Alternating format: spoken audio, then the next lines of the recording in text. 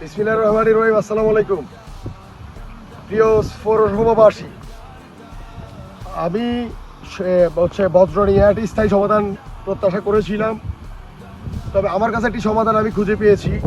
অনেক কিছু অনেক অনেক অনেক প্রচেষ্টার মাধ্যমে একটি সমাধান খুঁজে পেয়েছি। সমাধানটি হচ্ছে এরকম: বজ্র মূলত দুই ক্যাটাগরিতে হয়। একটা হচ্ছে শুকনা, একটা হচ্ছে আপনার প্রাকৃতিক, যে আমরা খাবার দাবারের জন্য আমাদের পোশাক যেটা ক্যারিং করি, শপিং ব্যাগ বা পলিথিন, বা খাবার দাবার যেগুলোতে ক্যারিং করি শপিং ব্যাগ ও পলিথিন, বা প্যাকেটজাত অংশে যে আমাদের খাবারগুলো থাকে, এই বজ্রগুলো আমরা প্রতিটা বাড়িতে দুইটা করে ডাস্টবিন যদি আমরা সংরক্ষণ করি, প্রতিটা বাসায় দুইটা করে ছোট ডাস্টবিন, বাড়ির সামনে বড় ডাস্টবিন পৌরসভা কর্তৃক।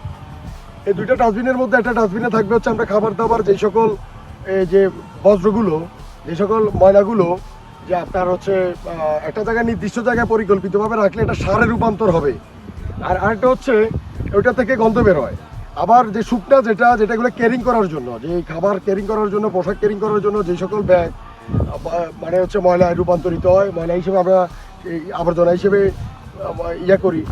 মনে করি, সেটা হচ্ছে যেটা ফেলে দেই, সেটাকে আমরা শুকনো অংশে রাখবো, যাতে করে আমরা রোডের ধারে, রাস্তার ধারে যে সকল খারজমি রয়েছে যেটা থেকে গন্ধ বের হয় না, শুকনা বজ্র আমরা এখানে ফেলাবো। এখান থেকে যাদের প্রয়োজন, যেমন পানির বোতল, 7-আপের, কোল্ড ড্রিঙ্কসের বোতল, তারপর বিভিন্ন কাচের, যেমন যে চচ বা জুস, বিভিন্ন অনেক কিছুই থাকে, এগুলা সংগ্রহ করে তারা সেল করবে রিসাইকেলিংয়ের মাধ্যমে, রিসেল দিবে।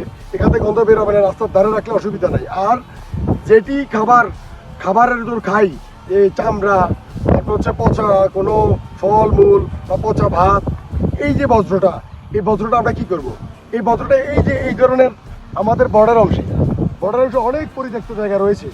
এই বর্ডার অংশে পরিত্যক্ত জায়গার ভিতরে আমরা যদি এই বিভিন্ন স্তরে বিভিন্ন অংশে যদি আমরা ডিভাইড করি, ধরেন একটা এই যে বজ্রগুলো আমরা একটা জায়গায় নির্দিষ্ট ঠিকানার ভিতরে রেখে আমরা যদি সারে রূপান্তর করি, সেই জন্য যে সময়টুকু লাগবে এটা বড় হওয়া পর্যন্ত, ওই সময়টুকু আপনার একটা যেমন নির্দিষ্ট 110-10, 100 বা 20-10, 200 স্কোয়ার ফিটের একটা বক্স রেডি করব। এরকম 10টা বক্স রেডি করব। একটা বক্সে ফেলাইয়া 2 মাস অপেক্ষা করবো, এটা সার হবে, উঠাইয়া আমরা জমিনে ফেলাই দিব। তাহলে আমরা এই বজ্রটা সারে রূপান্তর করতে পারবো, আমাদের জমি উর্বর হবে, উৎপাদন ক্ষমতা বৃদ্ধি পাবে জমির। এভাবে করে আমরা দূরের, যেমন এখানে কিন্তু বাড়িতে মানুষ থাকে না, এই সারটির মাধ্যমে আমরা জমি ফসলাদি ভালো উৎপাদন পাবো এবং এলাকা দুর্গন্ধমুক্ত থাকবে। আর এই যে শুকনা যে ময়লাটি, ওই ময়লাগুলো আমরা যদি আবর্জনাগুলো যদি আমরা রাস্তার ধারেও ফেলায় রাখি, গন্ধ বের হবে না। পাশাপাশি ওইখান থেকে যারা মনে করেন হকার্স আছে, তারা সংগ্রহ করে বিক্রির মাধ্যমে তারা উপার্জন, অর্থনৈতিক একটা ব্যবস্থা করতে পারে।